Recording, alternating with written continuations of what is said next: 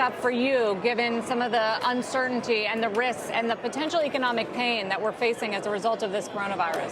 Yeah, so it's been absolutely a U.S.-led sell-off this week. And to me, that says more about how stretched U.S. valuations were relative to the rest of the world.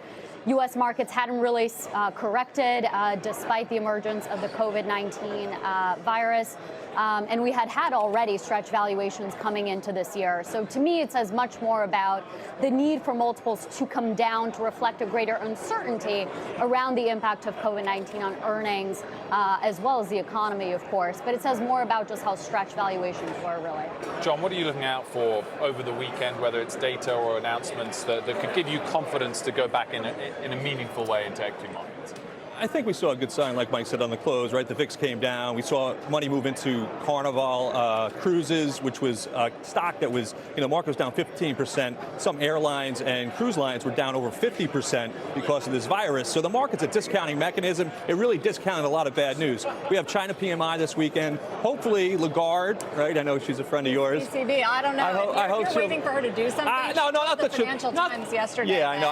I saw that. It's not a shock, and didn't seem willing to do something. Yeah, not that they have to do something, but the market, words matter, right? Even for central banks. And I think Powell coming out today and saying what he said was important, especially when all the other Fed speakers today were not saying that.